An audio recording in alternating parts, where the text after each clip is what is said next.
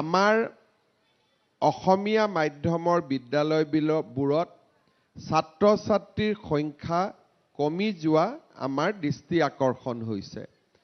তাৰ কেইবাটাও কাৰণৰ ভিতৰত এটা কাৰণ আমি যি ৰাইজে আমাক জনাইছিলে সেইটো হ'ল যে আমাৰ বিদ্যালয়সমূহৰ ইনফ্ৰাষ্ট্ৰাকচাৰ ক্ৰমাগতভাৱে দুৰ্বল হৈ আহিছিলে।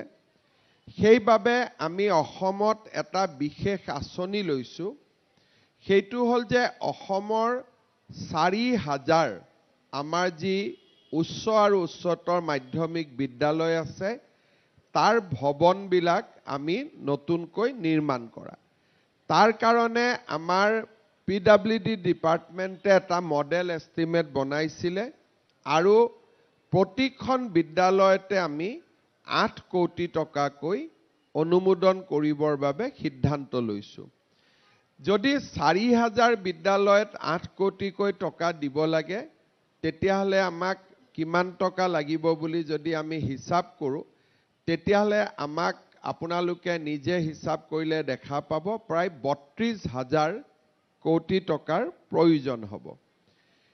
ইমান টকা ৰাজ্য চৰকাৰে একেলগে দিব নোৱাৰে বাবে আমি প্ৰথম 500খন হাইস্কুলক বা উচ্চতৰ মাধ্যমিক বিদ্যালয়ক 8 কোটি টকা, কোনোবা 7 কোটি, কোনোবা 9 কোটি টকাকৈ দি আমি এই বিদ্যালয়সমূহৰ পৰিৱৰ্তনৰ এটা নতুন যাত্ৰা আৰম্ভ কৰিছিলোঁ।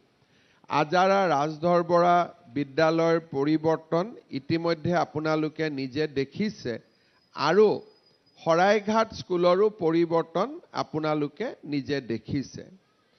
যোৱা কেইদিনমান আগতে মই বেজেৰাতো এই ধৰণৰ এখন আটকধুনীয়া বিদ্যালয়ৰ শুভ উদ্বোধন কৰিছিলোঁ আৰু এই বছৰৰ শেষৰ ফালে প্ৰায় 200খন এনে নতুন বিদ্যালয় ভৱন নিৰ্মাণ হৈ উঠিব আৰু সমান্তৰালভাৱে প্ৰতি বছৰে 200খনকৈ আমি নতুন বিদ্যালয় বনাই গৈ থাকিম যাতে অহা 2035 চনৰ আগতে আমাৰ গোটেই বিদ্যালয়বিলাক পৰিৱৰ্তন হ'ব পাৰে।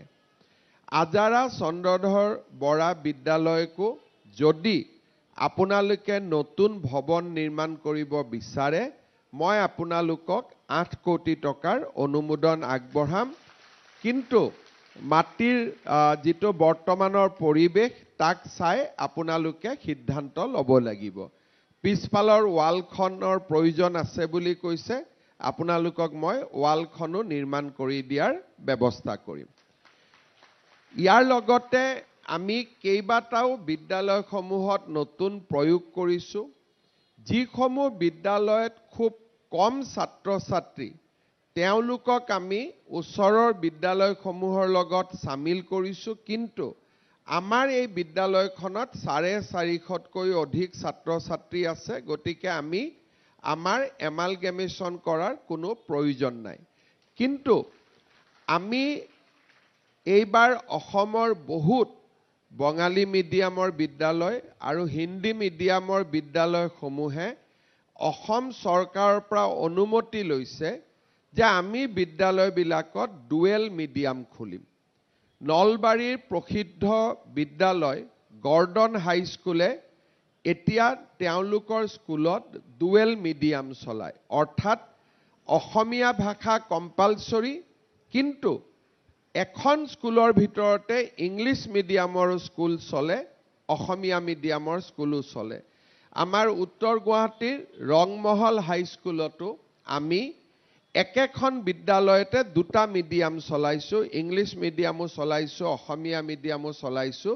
এতিয়া তাত 1200তকৈও বেছি ছাত্ৰ ছাত্ৰী আহিছে আৰু চৰকাৰী বিদ্যালয়ত পঢ়িয়েই দুখীয়া মানুহৰ যিটো এটা মনত ইচ্ছা থাকে সেই তেওঁলোকে ইংৰাজীও মাধ্যম বিচাৰি পাইছে, অসমীয়া মাধ্যমো বিচাৰি পাইছে, কিন্তু অসমীয়া মাধ্যমৰ বিদ্যালয়ৰ পৰিৱেশত নিৰ্মাণ হোৱা কাৰণে অসমীয়া সাবজেক্টটো পঢ়িছে আৰু লগতে সোশিয়াল সায়েন্সটো অসমীয়া ইংৰাজী দুইটাতে আমি কম্পালসৰিলি অসমীয়া মিডিয়ামত পঢ়িব লাগিব বুলি কৈছো। অৰ্থাৎ অংক বিজ্ঞান ইংৰাজী মিডিয়ামত পঢ়িব, অসমীয়া আৰু ছ'চিয়েল ষ্টাডিজ কমন ক্লাছ হয় যিকোনো খবৰৰ বাবে যোগাযোগ কৰক 7099017330 লগতে 7099017110 নম্বৰত।